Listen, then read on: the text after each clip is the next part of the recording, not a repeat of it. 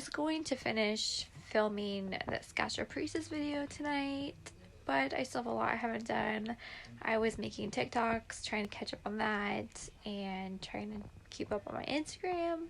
It's a lot of work networking. My goodness, whoever said this social media life was easy, totally lying to you. But, no, I told you I was going to do my methotrexate injection, but I'm already feeling like super nauseous, so I am not going to do it. Whenever I start out on my methotrexate injections again, it makes me feel really sick for a couple days, and I'm already nauseous all the time from my gastroparesis. I'm going to postpone and wait till tomorrow, and I'm going to I have a post-op appointment tomorrow. So we'll see how that goes. My feeding tube keeps popping out in the middle of the night, and then I wake up like drenched in the feed, so I'm not sure what is happening. So hopefully I don't have to have another feeding tube replaced, because that would be god awful. And then hopefully tomorrow I can start to answer your questions. Have a good night, you guys, and I will see you in the morning. Bye.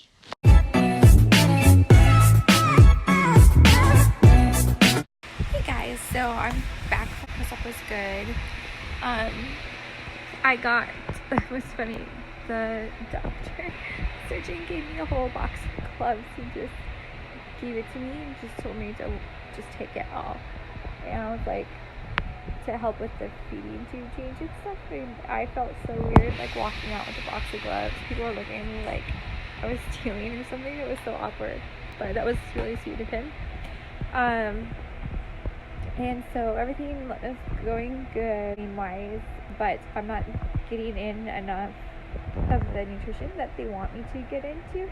I'm supposed to be up to like 5 cans of food a day, and I'm only doing like 2, maybe 3, and I'm not really eating much on top of it. So at least my weight has been steady. It hasn't been dropping, but he still says that I am not getting enough calories per day. So on top of that, like, I'm supposed to be getting a lot more, like I've told you guys before, I'm supposed to be getting a lot more fluids than the average person. Like, people thought should be getting like at least 2 to 3 liters of fluid a day, and I'm like barely drinking 1 of these a day. And I do put fluid through my G-tube in between flushes and stuff, but there's only so much that it can hold, and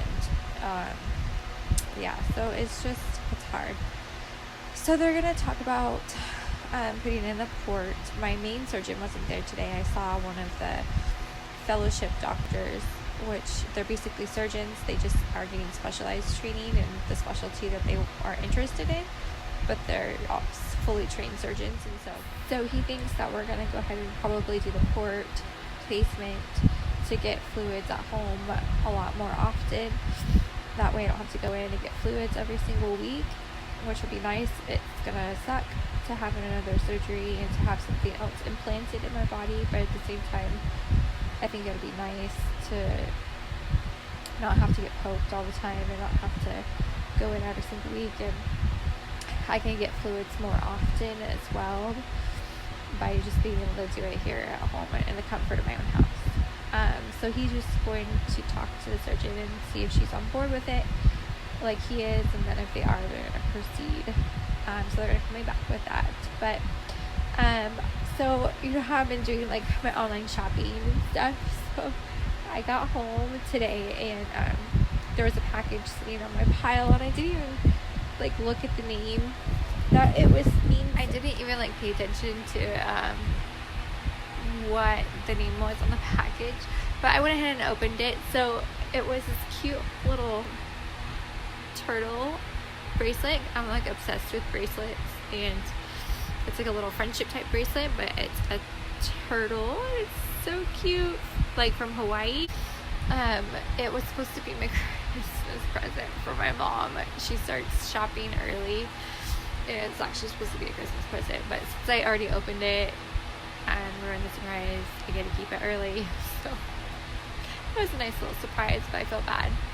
But my stomach started hurting really bad after the appointment, so I really need to finish this YouTube video and do all the questions and stuff, answer all the questions, but I just need to rest a little bit before I do it.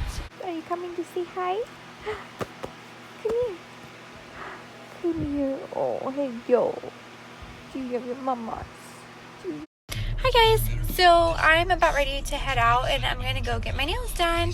I do it like once a month. It's supposed to be like every couple weeks, but I only do it once a month since I'm $4.99.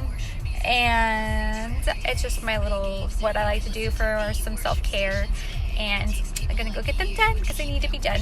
And I haven't had them done since before surgery, so we're gonna go do that. Oh my gosh, so I just got my nails done, and I just got done, and the lady that, she knows my story, and she knew I was having surgery and everything, and she just asked how I was doing, and she saw that I had a feeding tube and everything, and she, when I went to go pay, she just said don't. She told me not to pay, and that it was all taken care of. So, oh my gosh, that's crazy. Like, I can't believe that. Like, I'm shook. That's so sweet of her. I don't even know what to say. I wanted to cry. Look at you. Look at you wanting your belly rubbed. You're such a belly rub hog. Yes, you are. You're such a belly rub hog. Right, so it's fluid day. So I just got here at the hospital and I'm about to go in and get some fluids. I know a lot of you are probably like, oh my gosh, you have to go to the hospital again. But I know it sucks and it takes a lot of energy to go to the hospital all the time. But for people with POTS, it actually helps a lot with my symptoms. And so I actually look forward to getting my fluids because I always feel so much better afterwards. So it's like a catch-22. So, but I'm about to go in. I'll take you with me, and yeah. And then I always, whenever I say that, I'm always like, I don't know what to say after. So I'm like, so yeah, and like every time, and I can probably. If I give you like a quarter for every time I said that, you guys would be rich. So yeah, there you go again. Okay, bye.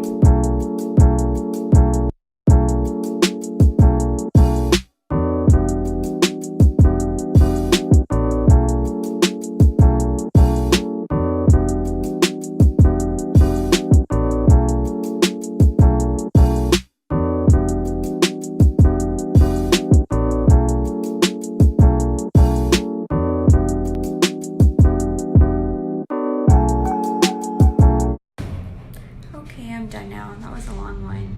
Oh my gosh, it's like 70 degrees outside and I'm like freaking freezing. I don't know why, but maybe it has something to do with the fluids, but I have a cold intolerance too now. I don't know, but it's so funny. So I have my sweatshirt on. Oh, people probably think I'm a weirdo. Hi guys, so I am going to just set up my meds and kind of show you how I do it. It's not my nighttime meds or anything, so I'm not going to crush any medications, but I am due for my Tylenol and ibuprofen and my anti-nausea meds, and it's a lot of work, so I will kind of show you the rundown of how I do it. I take 800 milligrams of ibuprofen and 1,000 milligrams of Tylenol, which is 2 capsules usually of Tylenol, and 4 regular, which is a prescription strength, which ends up equating to a lot of liquid. So what I do is I usually get a medicine dropper. I have all of my different syringes kind of labeled for water and liquid meds and crushed meds and etc. So I usually get out.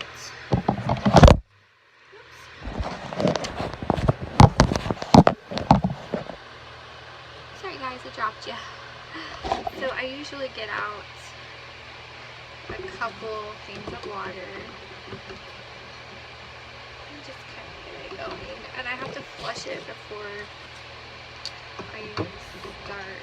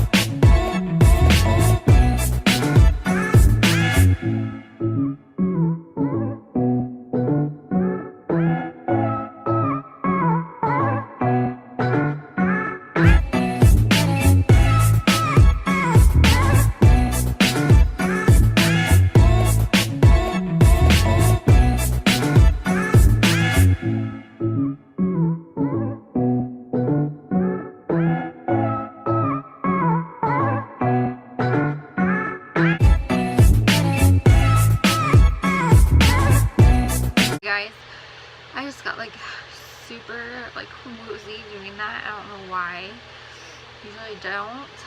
I don't know if it's the medication, just because it hits you so much faster, even though it's only ibuprofen Tylenol, if that's what it was. But don't feel very good now, so I'm going to take a little break. Nausea meds too, but I don't think I can put anything else through my tube right now because it's hurting, and I think I just put a lot through it, and I think it's just having a hard time, and I'm feeling really woozy from it. So I will see you in a little bit again. Okay, so I'm going to take, I'm on 3 different types of anti-nausea meds: Compazine, Zofran, and Finnegan. So Compazine I take with my morning meds and my night meds, just to kind of try to keep it at bay all the time. Zofran I take, it's a dissolvable pill, which I take when I need the extra boost. Basically, you just put it under your tongue and it just dissolves. Now that I've rested for a little bit, so I'm going to, this stuff is pretty powerful though. Like when they have to put it through IVs, you even have to put it through your IV like super slow. So I also dilute this, because when I wasn't diluting it, it was like making me feel like I was having a heart attack, like up in my chest, around my back, for like a good like 30 minutes, and it was so painful. And so it still hurts a little bit when I dilute it, but not near as much as it, because it's some powerful stuff. I have, for my lupus, I have to do I do methotrexate injections, which is a type of a chemo drug, and I do that once a week, and I'm about due for that now. So I was supposed to do it yesterday, which I didn't because I was feeling kind of flu-like-ish. So I still am, but I can't keep missing doses of the lupus, so I will go ahead and when I do my shot, I will show you how I do that as well. But for right now, I'll just sign off.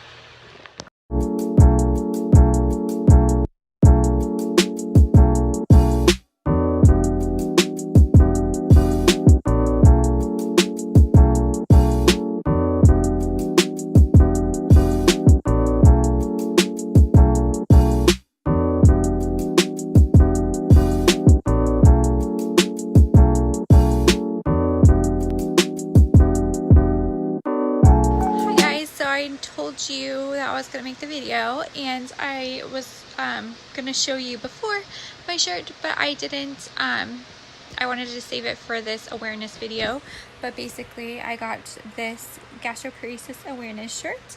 It does say for someone I care about, but we care about ourselves, right? Right. So all the other ones that like talked about yourself having it weren't as cute, and I like this one. It was cuter. But I am wearing it in honor of Gastroparesis Awareness Month.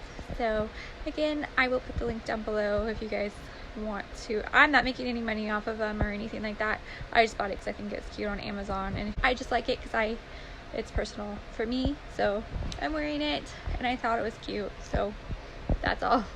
Hi guys, welcome back. So if you're watching this now, it is Monday the 26th, and I had told you all that I would be getting this out to you by Sunday at the latest, and I have failed at that. So if you're watching this, I'm very sorry that this took me so long to get out to you, but here it is. I'm making this without further ado. So these are going to be the questions. So let's see here. First one was, why did you get gastroparesis, and is it because of lupus? And there is no known cause for gastroparesis. Some people get it with diabetes, people get it with certain medications, sometimes people get it with certain autoimmune disorders like scleroderma and other things. And scleroderma is a connective tissue disease, and lupus is as well. So I mean, it could be from the lupus, but we aren't sure. So It's just kind of like it can be caused by a number of things, and not a lot of people know quite yet what it's from. And so yeah. And then how did the doctors figure out what it was? So for me, in my case, how they discovered it was I was due for a colonoscopy. I have to have one every 5 years because I had precancerous cells. So I was overdue for mine, actually, and it was unsuccessful. They had to try it 3 days in a row, and they just didn't work. So he referred me on to a specialist with gastroparesis, and they did a gastric emptying study to see. And what the gastric emptying study does is you eat you eat a small little meal that they give you in radiology. And for me, they gave me like a little bit of eggs, toast with jam, and some water, and I can't remember, there might have been one other thing. And they give that to you, and it has radioactive dye in it. It doesn't taste gross or anything. You can't taste it. It just tastes like you're eating regular hospital food. And then you ingest that. They take pictures before you eat it. They take pictures right after you eat it. And then they do a gastric emptying study for 4 hours. So basically, they take a picture of the food going down and how long it takes.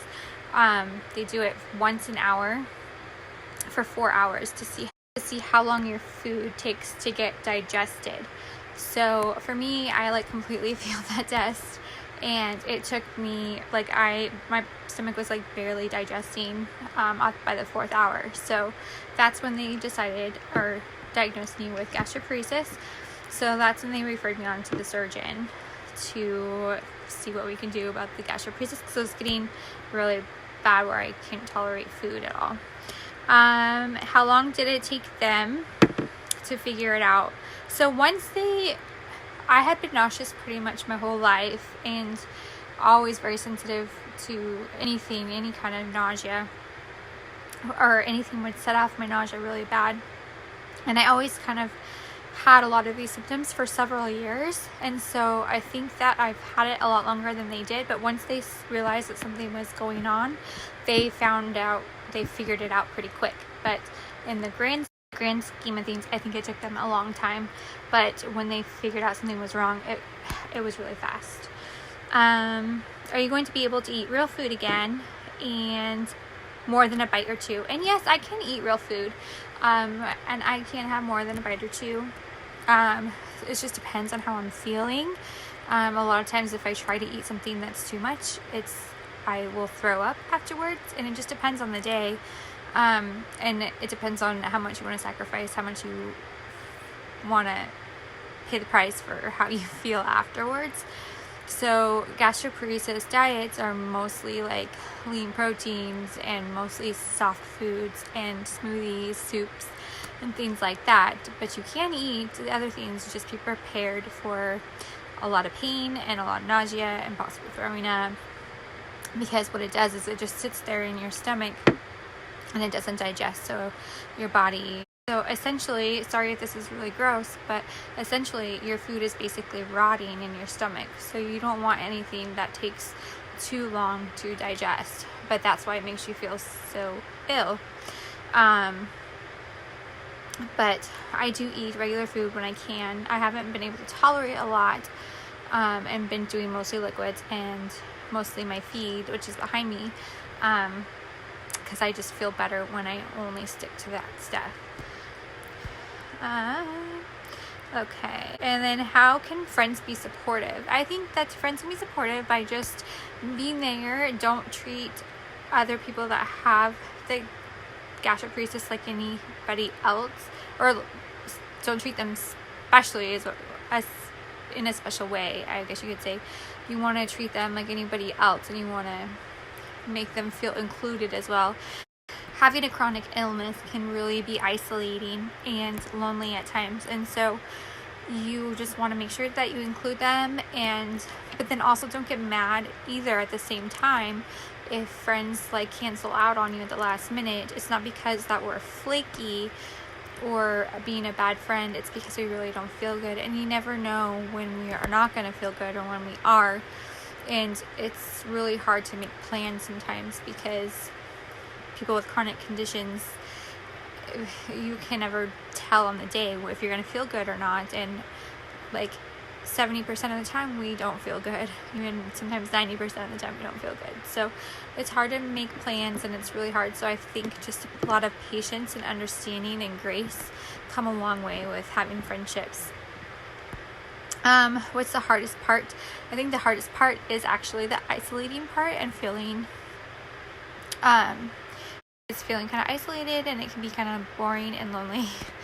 But and then it is hard. It's a big life adjustment. I have to wake up every morning, and it takes me like a good 30 minutes to get all my meds done, because now I have to crush them and do liquids, and I have to do it slowly, and the crushing and doing the liquids with the flushes all in between. It takes a good 30 minutes at least to get that all done, and then washing everything. That's about 30 minutes every night, every afternoon, and every morning, when opposed to before I would just do it orally and it would be really quick. And then being on the feed, it's very slow. It takes most of the day. So, like, you have to get used. It's a whole huge life change. You have to get used to. I get by, and I still try to live every day with a good attitude, even though it can be hard sometimes. But I know that God has a plan for me, and there's a reason for everything. And if I can just at least help inspire other people by my story, then I will do that and use this for that time. But yeah, so before this video gets too long, I'm going to end it now. I am going to a Blink-182 concert though on Friday, so I'm really excited about that, and I'll take you guys with me for that. Be on the lookout for that, and don't forget to please subscribe to this channel and hit the like button and turn on your post notifications for further videos so you can be the first ones to get notified. Alright, and I'll put the link down for all the links are down below for all my other social media, Facebook, Instagram, TikTok, and all my merch and everything, and then also where you can get the Gastroparesis shirt that I got to on Amazon. I'll also put that link down below too. Alright, you guys, bye.